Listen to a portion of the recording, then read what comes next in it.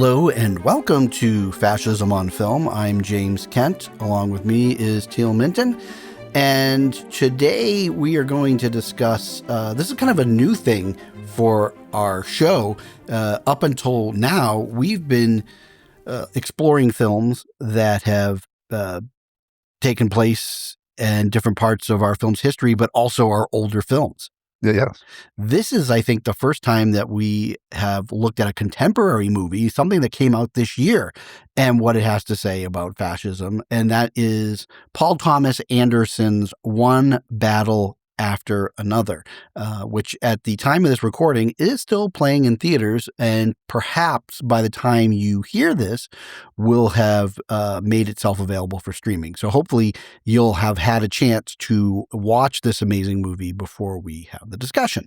People are going to see it. It's very popular. I hear a lot of people talking about it. I think it's making an impression on audiences. This is the kind of film that we would have talked about on our other show stuff we've seen. And what we would have done is broken it down in terms of just kind of our experience seeing the movie and what our reaction was. And it's kind of the perfect movie to discuss on stuff we've seen because from a cinematic standpoint, I think it towers over everything else that has come before it this year and was likely to come afterwards because Paul Thomas Anderson is just in command of the camera and visuals and storytelling in a way you just don't see. You just don't see, and especially in a film that's kind of this loose around, like there's a lot of handheld, and so it feels sort of chaotic at times, but it's in absolute control at all times. Yeah, and he, people who have even not seen the movie but have heard different things. It was shot, and you've heard this mentioned, VistaVision and what Yes. the heck that is. And probably we would go into that into detail in our other show. But this format, which until recently we had not seen any movie in a good 60 years use, now suddenly that it came back because of this film and a film that got released at the end of last year, which was The Brutalist. They've revived this format, and since the cameras are now available, other filmmakers are choosing to use it. And two more movies coming out this year are going to use that format. And one is Yorgos Lanthimos's Begonia. Mm-hmm. And another is the remake of Wuthering Heights. Okay. That looks a little weird, but it's just interesting how these old formats, they come back into fashion when someone starts to use it because they see the power that it can have on the visuals. Absolutely. And seeing this movie in the theater in the large format is an incredibly visceral experience.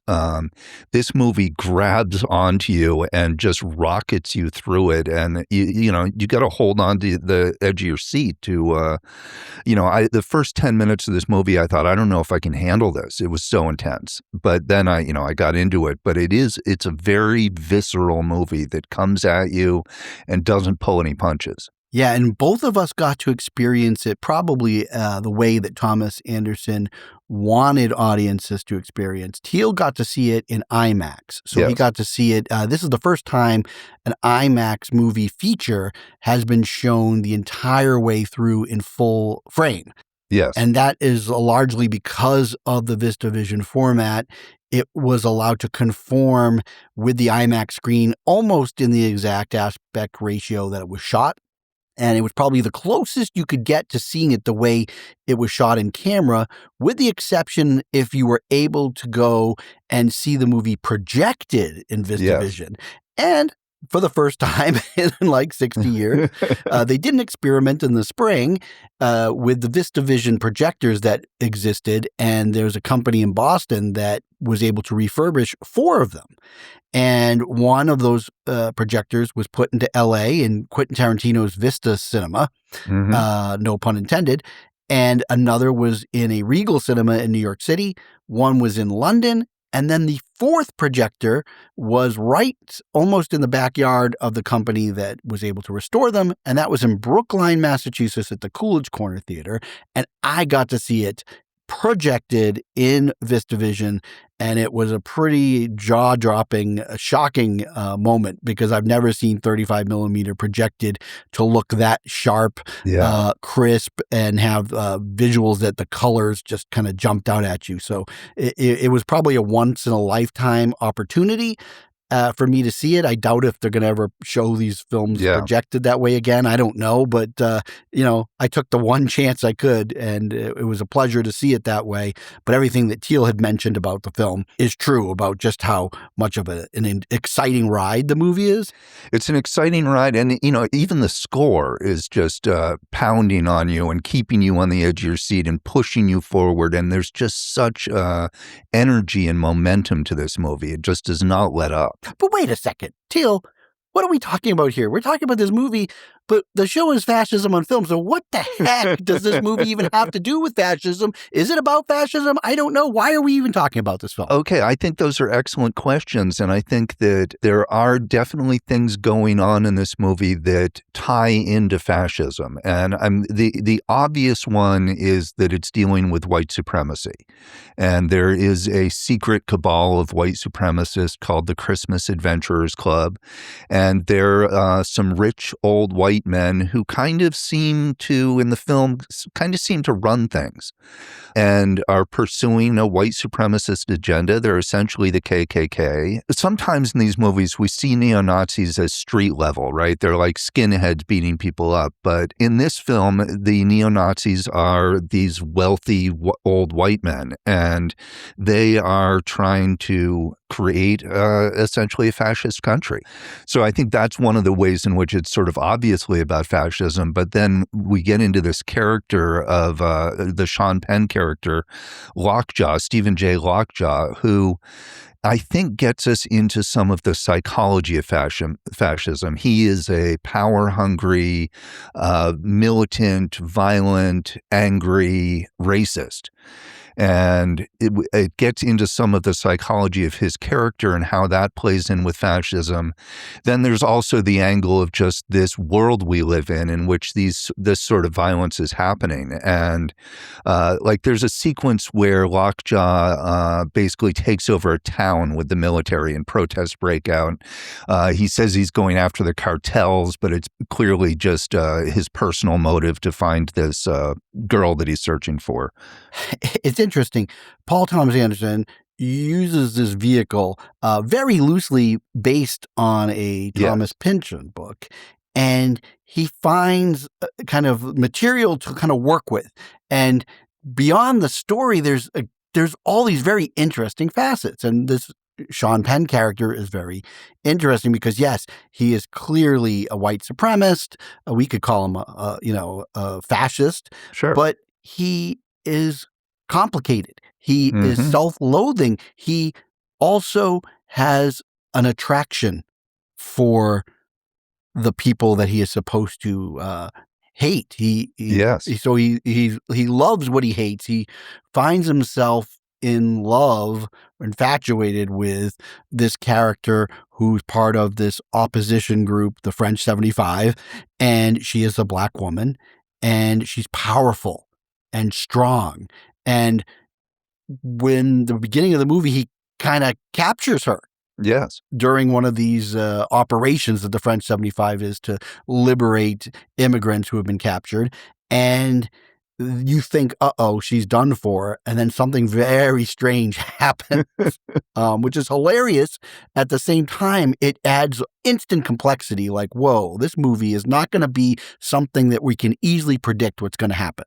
He is the bad guy, and he is definitely a hardcore bad guy, but he's also complex. I mean, the whole thing is about proving whether this child is his or not. And if it is his child, it means something about him. It says something about him in terms of his position in the fascist organization. But he's trying to figure this out, and it's really dealing with racial issues that we're dealing with now, with people being biracial and getting into these questions of who's an American, right? Because clearly the Christmas Adventurers Club doesn't think black people are Americans.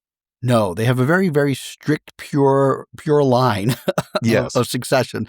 It's funny, when you watch a film like this, I don't know and I think the movie would probably be way more successful if we weren't living in the times we're living in, and that there's a good population of the movie that I think is frightened to see, population in the country that is frightened to see a film like this, because they may not like to see a film that puts kind of that mirror up, and they might find themselves with the values they bring into the movie and find that the movie makes no bones about saying which side you're on is probably not the right side. But I think that it's not unfair. Yeah, it's not unfair, but it's also, I think, not totally that simple, because there is this question of resistance, and that question of resistance is complicated, whether it's violent, direct action resistance, or whether sort of living your life and raising your kids is a form of resistance. Pynchon's always very farcical and satirical. Yes. And even though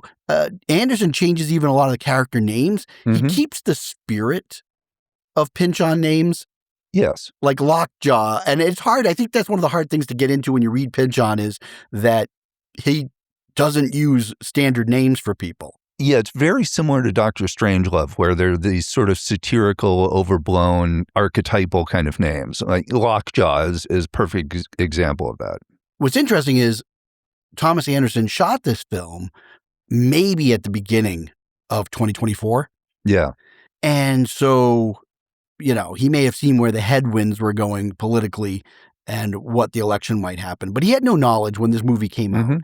And as farcical and as satirical and maybe fantastical this film would have seemed at certain points in time when it could have been released, the fact that it came out on the heels of so much turmoil going on in the United States, it's almost like you look at this film completely different, because there are things happening in this movie that are almost as real, as crazy as it seems to imagine, as what's happening today in the country.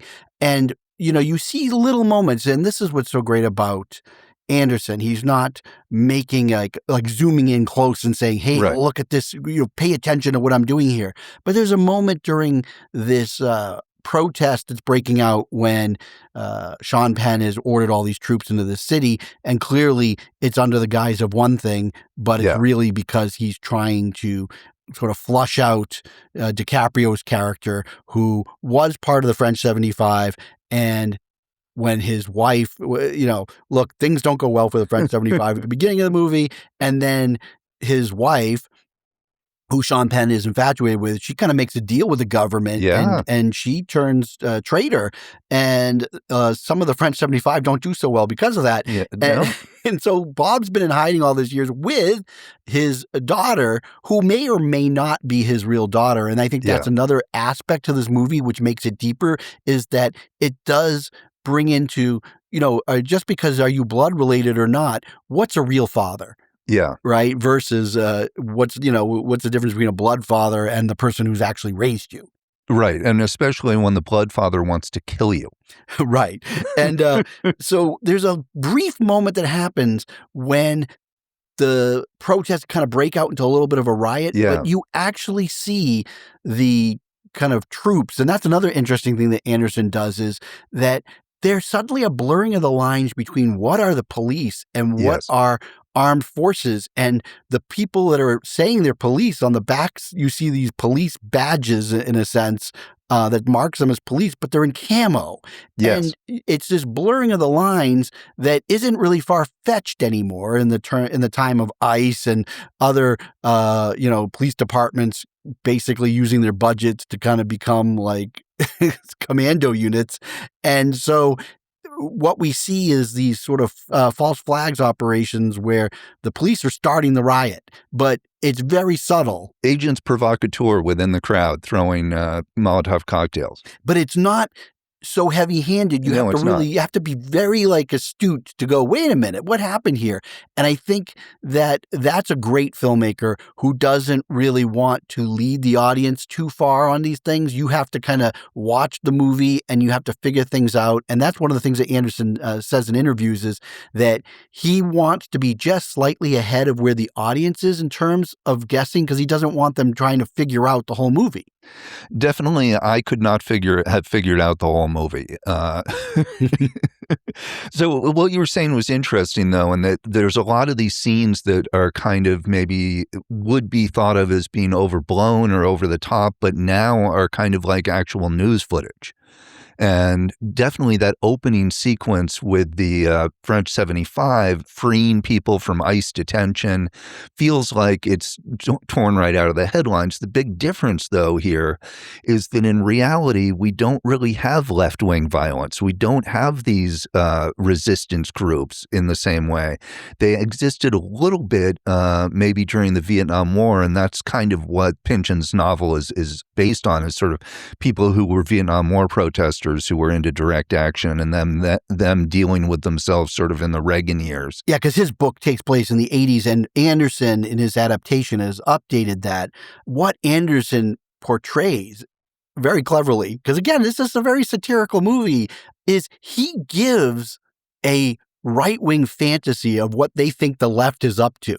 And Exactly. I thought it was just, it was so prescient that, like, the idea of labeling a non-organization called Antifa as, some kind of evil entity, when Yeah. Antifa is an acronym for anti-fascist.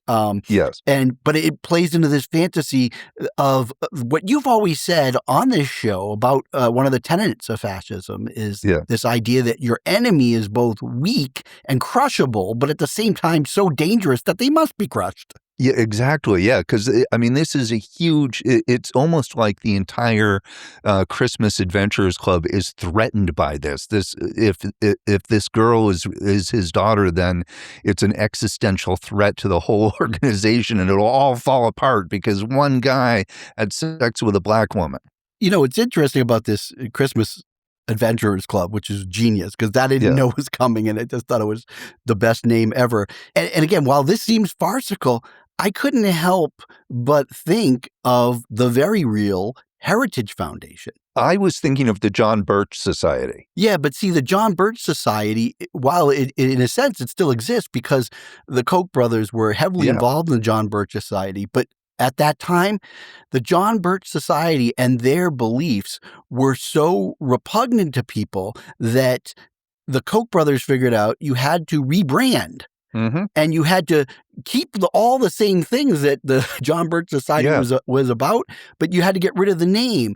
And so essentially what we've had over the past, I mean, it's really taken a good 40 years, right? But you've seen that a lot of what people would consider the Republican Party, it's really Republican in name only. And a lot of the values and the policies going on are very reminiscent of the John Birch Society. And the Christmas Adventurers Club, who, we only see this one little part of them having to do with this story, but they are not an organization that just sits around doing this all day. They, we have to assume, are heavily involved in how the government is run.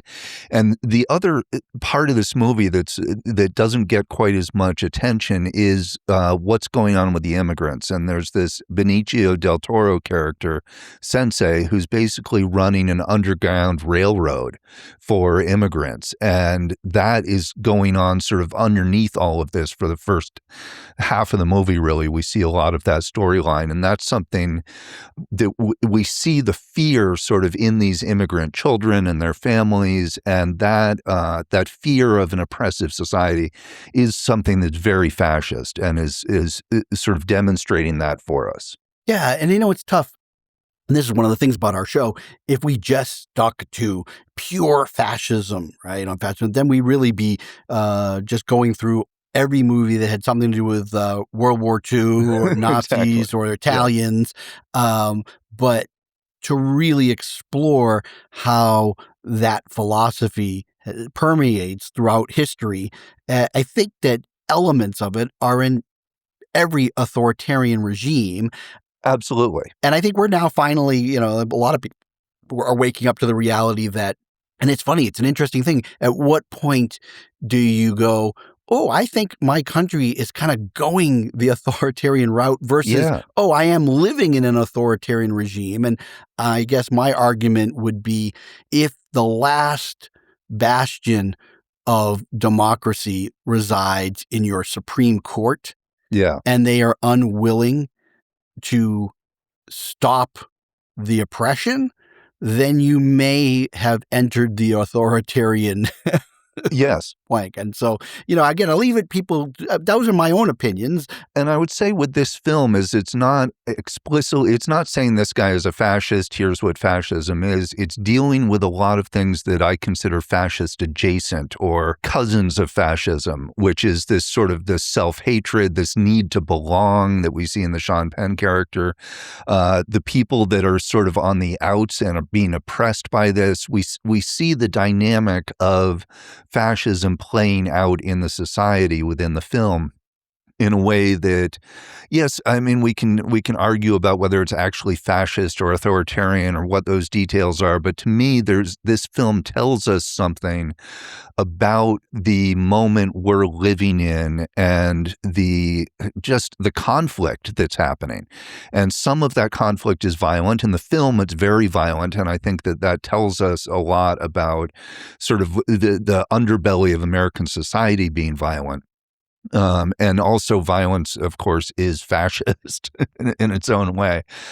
So the fact that they're pursuing the Christmas Adventures Club is pursuing their goals through violence, again, tells us something about fascism, even though we aren't necessarily saying like Sean Penn is a Nazi.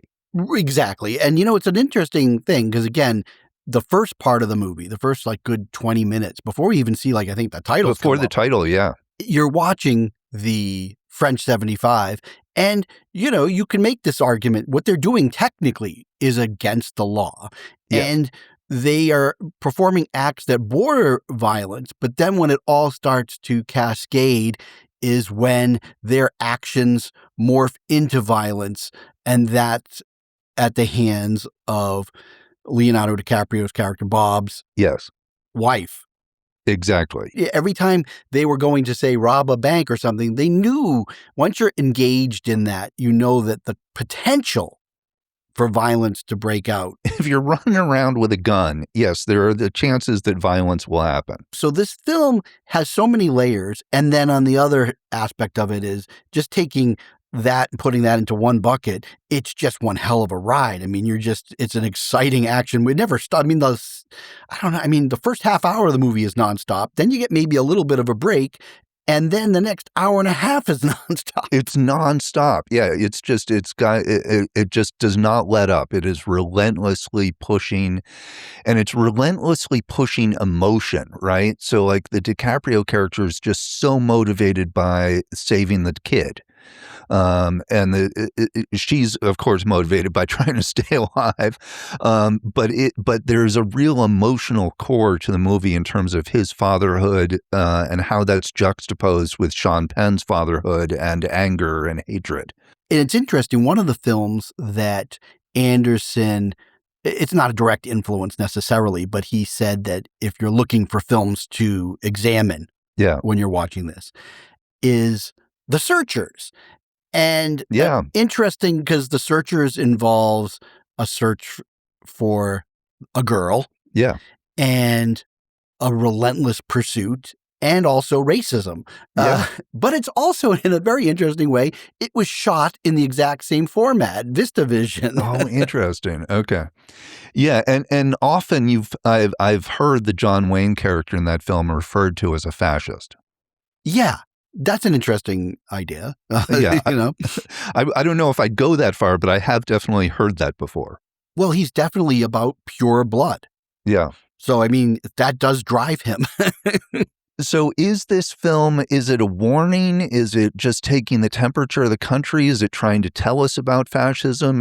What is he, why is he making this film now? Why, he's made several period pieces. This seems like he made a decision to really confront what's going on in America today and has been for maybe the last decade or so. It seems like a conscious decision to make a political film, even though, I guess everyone is seeing it as overtly political. The right wing is really angry about this movie. Yeah, and I think that a lot of them haven't actually even watched it, and they're probably angry because he's very clever about how he makes this film, and it's hard because when you watch it, you're kind of in a farcical movie. Yes, and it's funny. There's a lot of humor in the movie. It's hilarious. But you're faced with some ugly truth that you have Yeah. to like wrestle with. And if you're a person who, say, is a really far right, or just, well, I feel like, is there even like moderate right now at all? But if you have those beliefs and you're like, oh, I want to see this movie with DiCaprio in action, you sit there and watch it. I really am curious as to what your experience is watching a film like this. Maybe you're seeing, you could, I mean, if you are a real racist, you might think that Sean Penn is the hero of the movie. Well, except the way he's played is sort of so grotesque. I mean, Sean Penn leans into this performance. He does not hold back at all. This is a full-blown performance of. I would find it very hard to think this guy is the hero, but perhaps. Well, no, but here's the thing: is think about the hypocrisy that we witness. And I'm going to give you an example. If you were a college protester and you happen to I'm going to mention the P word. Watch out. If you were protesting conditions in Palestine, well, the right would say you are anti-Semitic and you are the absolute worst and you should be expelled and the whole college and you're will lose a terrorist. tuition. Yeah, and the college will lose its tuition, etc. Now, what recently came out was Politico got their hands on a chat room. Oh, of the Young Christmas Adventurers Club. The Young Christmas Adventurers Club, the Young Republicans.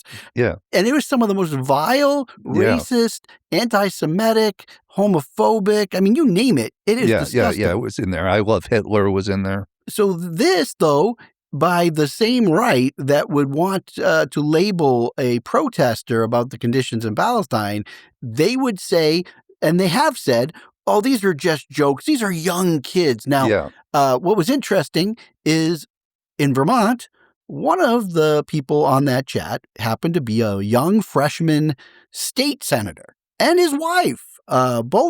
His wife's not a state senator, but she was on this chat too. And this guy has been on various video podcasts of this very far-right website called the Vermont Chronicle. This guy is was sort of seen as the new blood for Republicans. Oh, right. And immediately, and this came like no more than a week after our Governor Scott pleaded for tolerance and respectful behavior of people and not name calling. And he never will just come out and say that his side's been doing anything bad, but he did his best here. No sooner does that come out than this comes out, and it makes Scott and everybody on the right look terrible. And immediately, every group, left and right in Vermont, called for this guy's resignation because they said, but the guy didn't resign right away. He waited to take the temperature to see if he could get away with it, with the whole, well, it's just jokes, right? And these are not jokes that anybody would tell if they didn't have hate in their heart. But he eventually resigned. And I don't think that's going to be the case throughout all of the country. But in Vermont, we kind of say that we like to think that we are of the old mold, that we are a little bit better. We do stick our heads up and say, well, we may be a small state in population, but we do things the right way. That's how they have, it's very old folksy charm, right? Even we have our limits. So last question on this film. Okay. Does it glorify, endorse, and encourage left-wing violence? I don't know if it does. I certainly don't think he sets out to it. I mean, certainly you can take it any way you want and say this film does. But think about it. What happens at the beginning, things don't go really well for they don't. The French 75. I mean, again, I don't like to spoil too much, but there's a series of executions that happen here and there, and they're pretty shocking, by the way. Here's a quote from Armand White. Oh, what does Armand White have to say about this movie? He cannot have liked it. Oh no, he didn't like it at all. He says the film undeniably romanticizes political assassination. Now, if this movie had come out before certain assassinations had happened, I don't know if he would have used those terms, but how about this? Anderson intentionally provokes the bloodlust of his woke confreres and Gen Z viewers who know nothing about the 60s by celebrating the insipid, heretical, and violent activities of the liberal past and present. Yeah, I mean, he's gone over the deep end, this guy. So I think, there's the conservative view on this, is that it's casting all right wingers as a cabal of white supremacists and all left wingers as good-hearted and justified violence. So that's the conservative take on this. All right. You answer this question for me. What? And again, I think because we're talking about a new film in 2025, it's okay that we're talking about current events. What organization is responsible for Project 2025? The Heritage Foundation, I believe. Right. And who is in charge in the White House for the budget office? Russell Vought. Right. Now, who's he? Where'd he come from? He wrote Project 2025. Oh, he did. Okay. All right. I see. And so, and again, since the inauguration, how successful has Project 2025 been in actually being enacted? Pretty successful. Right. So, again, Armand White can have his opinion. Yeah. Because guess what? It's still, I think free speech is still allowed. Yeah. And I have to say, I have not seen in my lifetime anything like the French 75. No, I guess the closest cousin would have been the group that Patty Hearst was part of, right? And they were not anywhere near as organized. And maybe the Weather Underground. There were those. I mean, so maybe in my lifetime when I was a small child, but not since then. We really haven't seen organized resistance or revolutionary movements. What about Antifa, Teal? Aren't you worried that Antifa is going to come to your town? Yeah. Armand White has some things to say about that too, but I won't get into it. Okay. Well, it'll be interesting. Well, now that we mentioned Antifa, I think our next film that we're going to talk about, shockingly again, like one battle after another, somehow saw where this country was headed and addresses it in a way that almost seems quaint when it came out in the summer. And now you watch this film and it doesn't even feel like a dark horror comedy anymore. It feels all too real. And that is Ari Aster's Eddington. And that is going to be our next film, which will sort of conclude this season in terms of looking at current events in fascism. Yeah. We'll have a couple movies after that. But, this is just sort of unique that two movies kind of fit so well together thematically as these two films. All right. Well, that's going to be it for Fascism on Film, which, if you don't know the website, fascismonfilm.com. And you can find us on Apple Podcasts and other places. All right. You can have the last word, Teal. Okay. Thanks for listening. All right. Great last words. All right. Watch out for the Christmas Adventurers Club, people. Bye. Bye. Oh, the Christmas Adventurers Club was so great. It's so great.